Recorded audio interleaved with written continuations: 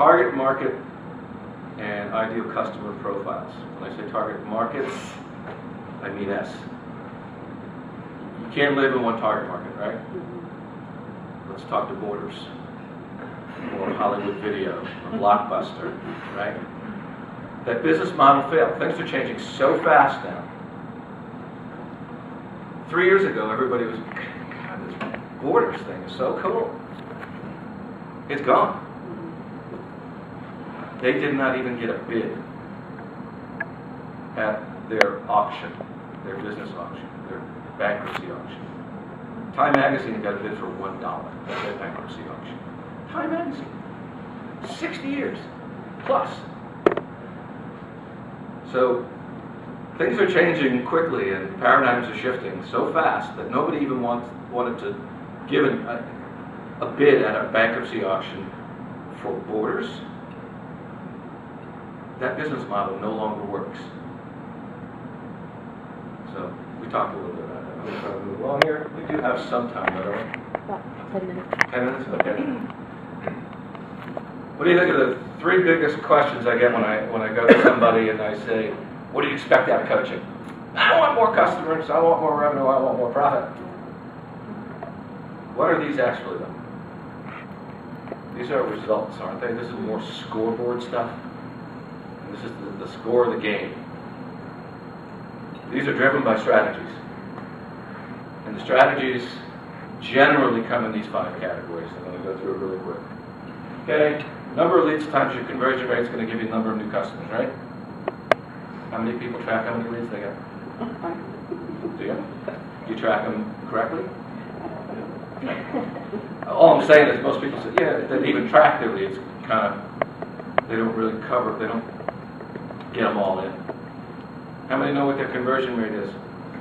Lead to customer. Oh, good. What is it? Unfortunately, it's on the low side, so there's a lot of competition. And what I do down in Anaheim is probably about 20%. 20%. Okay. That's a reasonable figure. I often get my conversion rate is 80%. Really? I don't think so. If we really track it right and do the numbers, it's probably not true. A good conversion rate can range anywhere from 5 to 35, 40%, depending on the history, depending on your business and the model. I mean, if you're selling road making equipment for John Deere, well, if your conversion rate is 3%, you're probably doing okay. If you're a retailer, you're out of business at 3%. Okay? Okay.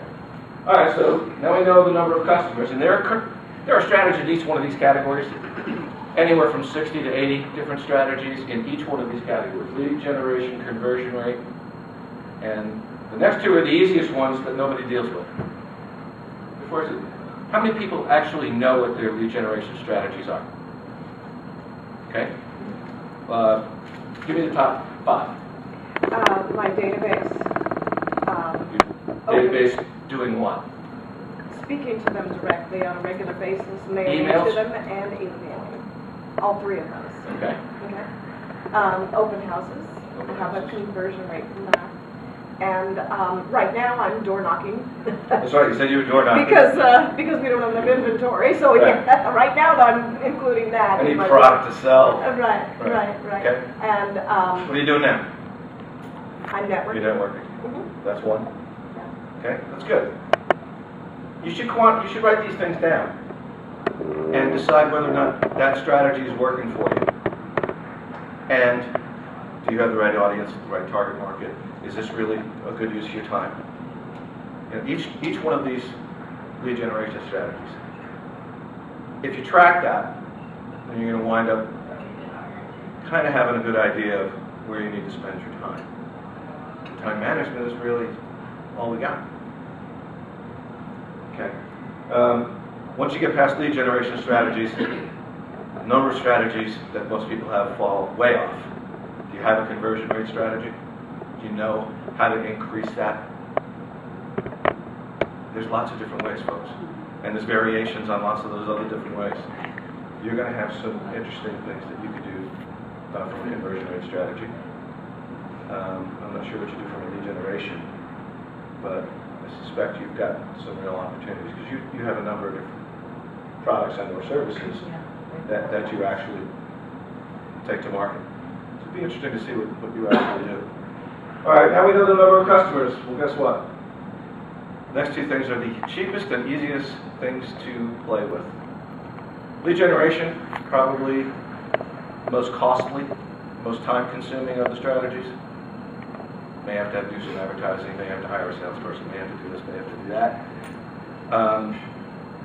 Number of transactions, increasing that number of transactions that you get with every customer, and the dollar per transaction. Okay? Those are two areas that just don't get enough attention in most small businesses as far as I can see.